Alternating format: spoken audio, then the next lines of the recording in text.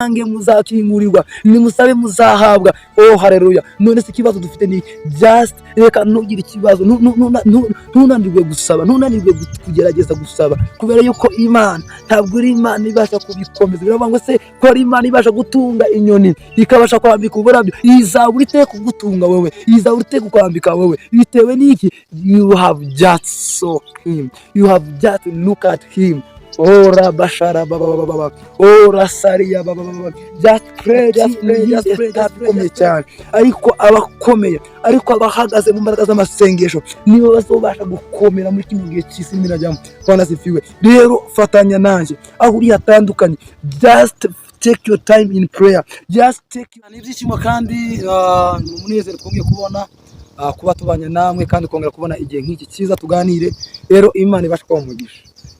Nibihe cyangwa se nibihe byiza cyo imbere y'Imana, nibihe kandi tubwira Imana ngo Mana dukeneye kumva imbaraga zawe, dukeneye kumva presence yawe. Ubwira Imana ngo Data dukeneye kongera kandi gutahura, dukeneye kandi kubona bundi buryoshe. Bwana sifiwe. Rero uyu ni umugoroba cyangwa se umunsi mwiza bitewe naho umuntu ari. Rero aho muri ambaye kaze ijambo tugiye kuganira ni ijambo tuvuga ngo pray continuously, pray without ceasing. Bwana sifiwe. Ubu nyine hari ikintu dukeneye cyane muri no minsi. Isi ibuze amasengesho, isi ibuze guhamagara Imana, isi ibuze ko abantu baririra Imana, isi ibuze abantu batakamba babwire ngo Mana dukeneye kandi kongera ugira icyo ukora ku buzima bwacu. Bwana sifiwe. Icyo nicyo rero muri kino gihe buri muntu wese tasabwa, kicyo muri kino gihe buri muntu wese abwira Imana ngo Mana dukeneye kandi kongera uduhe fresh anointing, dukeneye ngo uduhe fresh anointing of your glory. Bwana sifiwe. Niyo mpamvu ubu nyine hari ibibazo mu matorero, niyo mpamvu muri kino gihe hari ibibazo mu masengesho, niyo mpamvu muri kino gihe hari ibibazo mu bantu benshi batandukanye. Why? They don't have a time of looking and seeking God in their life. Bwana sifiwe. Niba ushaka Imana, niba uhamagara Imana, Imana izaza ibasha kubana nawe. Kamubwire iravuga ngo ni muntabaze ndabatabara, mbere kibikomeye byiza. Iravuga ngo komanga muzakingurirwa. Bwana sifiwe. Uhamagara uzabasha. Icyo dukeneye, we need the Holy Spirit of God. Bwana sifiwe. Iravuga ngo nzabohereza umufasha kandi umufasha azaza abane namwe. Nzabohereza umufasha, umufasha niwe uzabasobanurira ibirenze ibyo nakabasobanurira, ibirenze ibyo nakababwiye.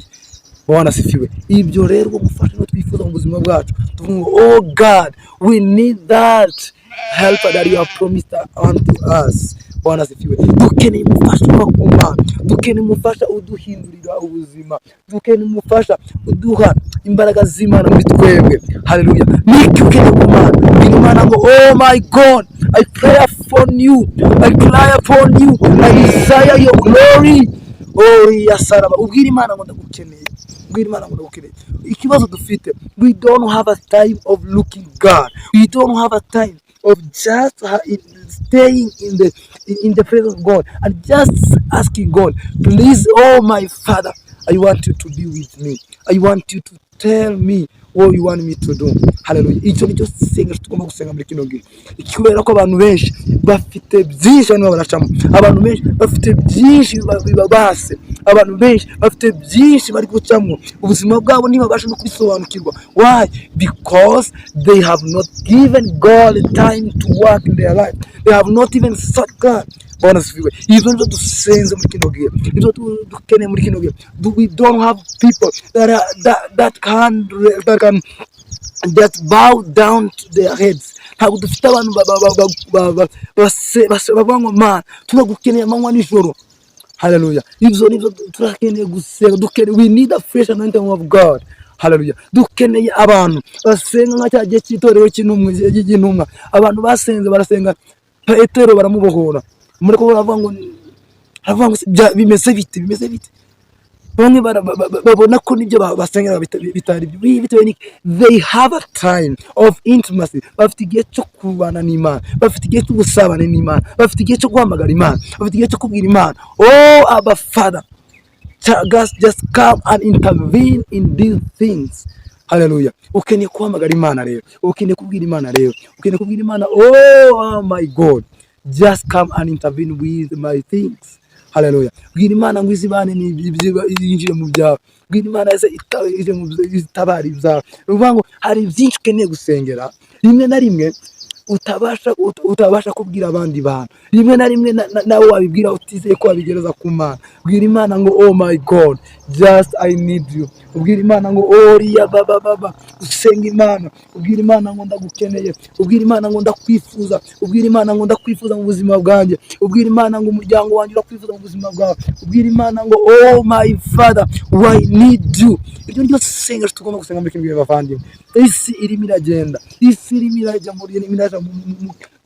mu yindi etape ikomeye cyane, ariko abakomeye, ariko abahagaze mu mbaraga z'amasengesho nibo bazobasha gukomera muri kino gihe cy'isi irimo irajyamo. Bwana sifiwe. Rero fatanya nanjye aho uri hatandukanye, just take your time in prayer, just take your time in asking God.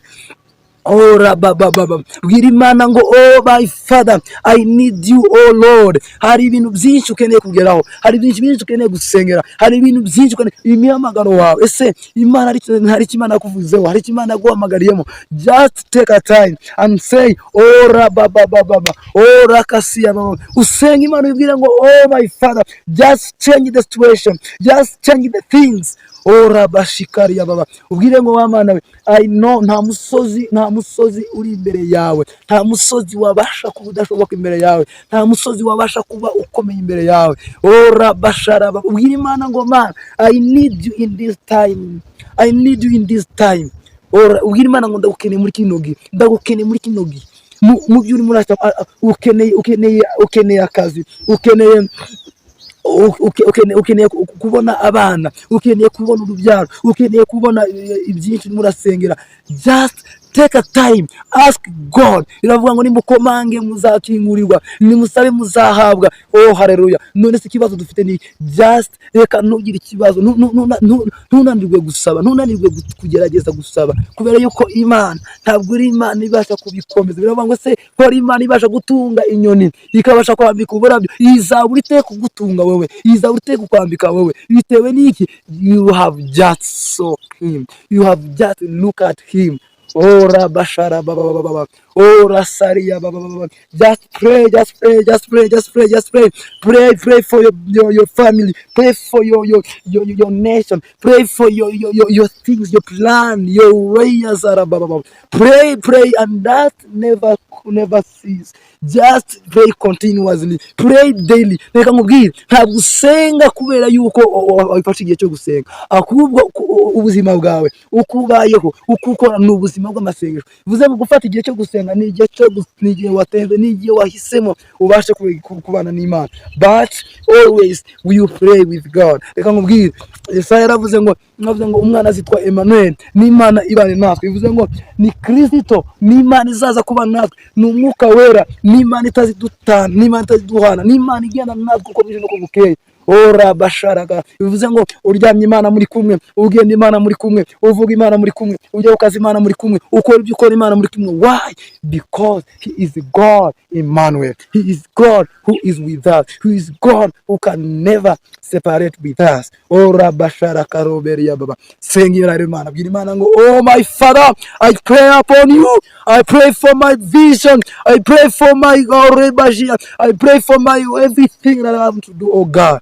That Father, you can intervene, that you can do exceedingly abundantly above what you can think. Just continue praying, just continue asking God, just continue telling God, I need you in this life. I need you in these things I can do. In the name of Jesus Christ, may God bless you. May God do you good. And remember, we have to pray.